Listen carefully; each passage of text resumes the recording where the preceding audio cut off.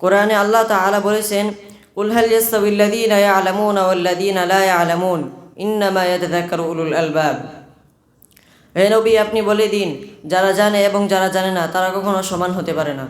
বুদ্ধিমান লোকেরাই উপদেশ গ্রহণ করে। যারা জানে বলতে কাদের উদ্দেশ্যে নেওয়া হয়েছে? যারা ইসলামী জ্ঞান তথা আল্লাহর ওহী নির্ভর জ্ঞানে যারা জ্ঞানী তাদেরকে বোঝানো হয়েছে। প্রিয় সুধী, এ পর্যায়ে আমাদের সামনে গুরুত্বপূর্ণ বক্তব্য নিয়ে মঞ্চে আসছেন মোহাম্মদ রিয়াদুল ইসলাম।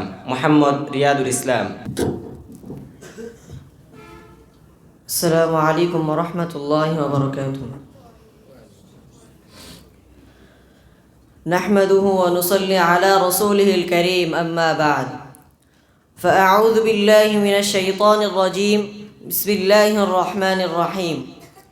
ولكن كونوا ربانيين بما كنتم تعلمون الكتاب وبما كنتم تدرسون. صدق الله العظيم. অধ্যকার জামিয়াতুল লতিফ রূপগঞ্জের মুখপাত্র আল কাসিম ছাত্র কাফেলা কর্তৃক আয়োজিত বার্ষিক বক্তৃতা সেমিনারের সম্মানিত সভাপতি, বিজ্ঞ বিচারক মণ্ডলী, সুদক্ষ পরিচালক ও সামনে উপস্থিত জামিয়ার একজাক তরুণ ছাত্র ভাইয়েরা, সকলকে আমার পক্ষ থেকে জানাই প্রীতি ও অভিবাদন। আমার বক্তৃতার বিষয় হলো ইসলামী শিক্ষা ব্যবস্থা কেন প্রয়োজন। এই বিষয়ের ওপর কিঞ্চিত আলোচনা করার চেষ্টা করব ইনশাআল্লাহ। প্রিয় সুধীবৃন্দ, আমাদের প্রথমেই জানতে হবে পৃথিবীতে কয় ধরনের শিক্ষা ব্যবস্থা বিদ্যমান রয়েছে। পৃথিবীতে দুই ধরনের শিক্ষা ব্যবস্থা বিদ্যমান রয়েছে, একটি ইসলামী শিক্ষা ব্যবস্থা, অন্যটি জেনারেল শিক্ষা ব্যবস্থা।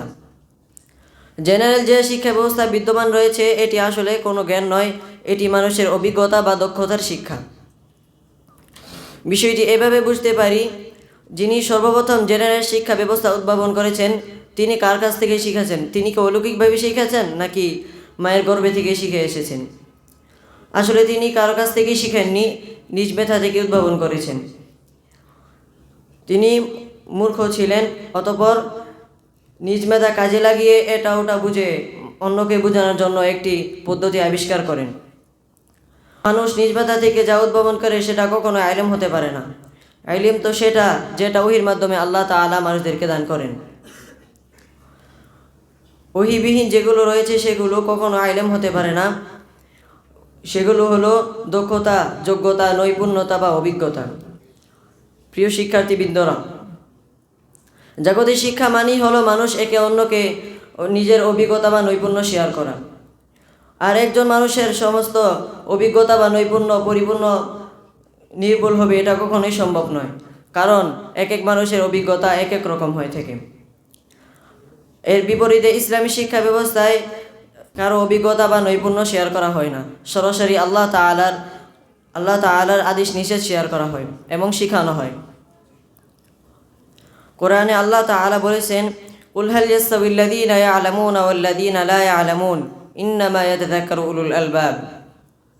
হে নবী, আপনি বলে দিন, যারা জানে এবং যারা জানে না তারা কখনো সমান হতে পারে না।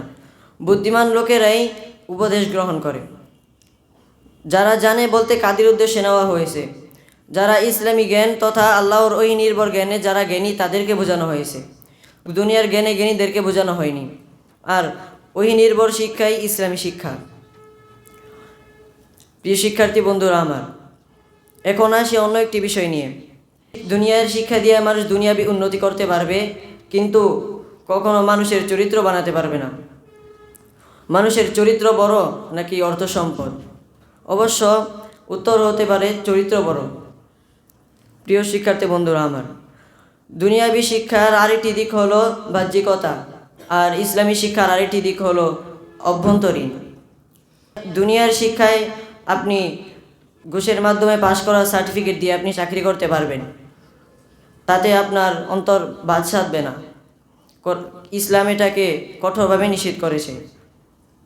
ঘোষণা হচ্ছে, ওয়াতাআওয়ানু আলাল বিররি ওয়াত তাকওয়া ওয়ালা তাআওয়ানু আলাল ইসমি ওয়াল উদওয়ান। সবাই ভালো এবং নেকির কাজে অপরকে সাহায্য করুন, কিন্তু পাপ এবং সীমালঙ্ঘন কাজে অপরকে সাহায্য করবেন না। প্রিয় উপস্থিতি, আশা করি দুনিয়াবি এবং ইসলামী শিক্ষা ব্যবস্থার প্রয়োজন তুলে ধরতে সক্ষম হয়েছি। আসুন প্রথম ইসলামী শিক্ষায় আয়ত্ত করি, তারপর দুনিয়াবি শিক্ষায় শিক্ষিত হই। আল্লাহ তাআলা আমাদেরকে বুঝার তৌফিক দান করুন। আমিন। ওয়া আখিরু দাওয়ানা আনিল হামদুলিল্লাহি রাব্বিল আলামিন। আসসালামু আলাইকুম ওয়া রাহমাতুল্লাহি ওয়া বারাকাতুহু।